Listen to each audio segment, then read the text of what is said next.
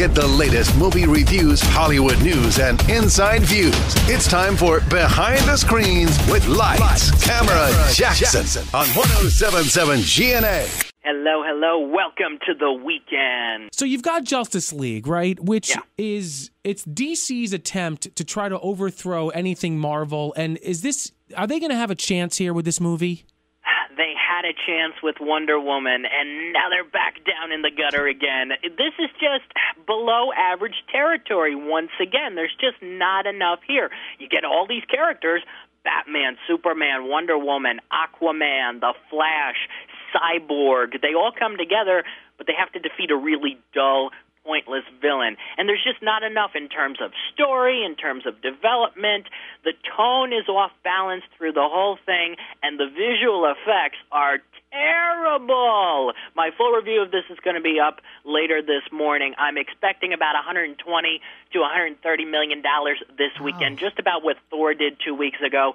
But unfortunately, this is just not good. You know, it's crazy because you talk about these movies and, Thor was phenomenal, did $120 million. This movie's horrendous, $120 million. I know. Why do they even bother to make good movies if they're going to still cash in at the box office with bad ones? The comic book fandom will come out week one no matter what. Look at Batman versus Superman.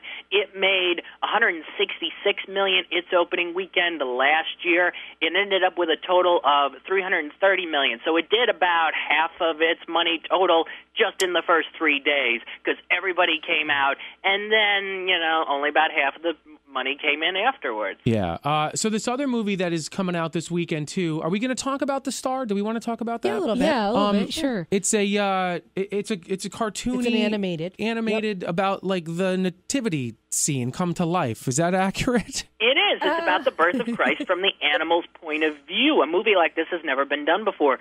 Director Timothy Reckert told me the script was originally written in the 90s, and the film was originally intended to be live action, kind of like Babe. That's what they were thinking way back then.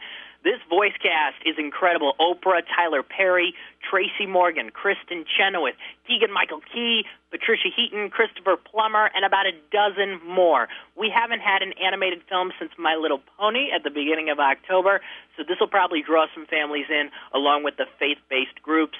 I'm going to be seeing it in a few hours, so look for my review on social media this afternoon. And the soundtrack is pretty star-studded, too. Kelly Clarkson is a voice of one of the animals. She also sings on the soundtrack. Kelsey Ballerini, Jake Owen, and Mariah Carey, too, are part of that. Awesome. Yes, Timothy Reckert said basically that Mariah Carey is the queen of Christmas, so they had to bring her in to do the title song for the film. All right, so let's talk about a couple of other movies that look pretty interesting.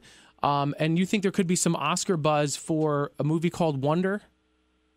I do, yeah, I definitely think so. Wonder's out this weekend with Jacob Tremblay and Julia Roberts, based on the popular novel about a boy with a facial deformity.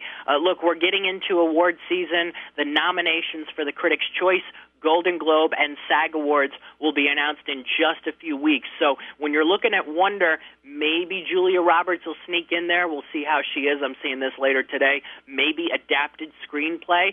That's a because this is based on a novel. That's a category that's kind of a little bit weak this year. There aren't as many huge contenders in adapted screenplay, so a film like this could sneak in. And then the other movie that's out this weekend that's getting major awards buzz is Lady Bird. It stars Saoirse Ronan. This is a film I saw a few weeks ago. She plays a high school senior at a Catholic school thinking about college and her future. Now, I was a high school senior at a Catholic school, and I could relate to several things that take place in this movie. It's very authentic. It's directed by Greta Gerwig. She also wrote the script. It's a funny, offbeat, coming-of-age film. This could be the little darling that could go all the way. Excellent stuff as always, Jackson. If people want more from you, including your reviews, how can they do that?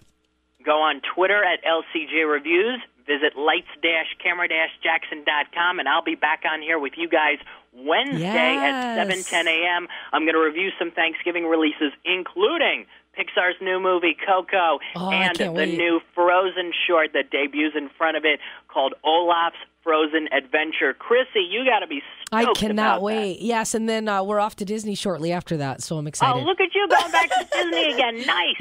Great weekend, and we'll talk to you before Thanksgiving, okay? Thanks very much. Talk to you then.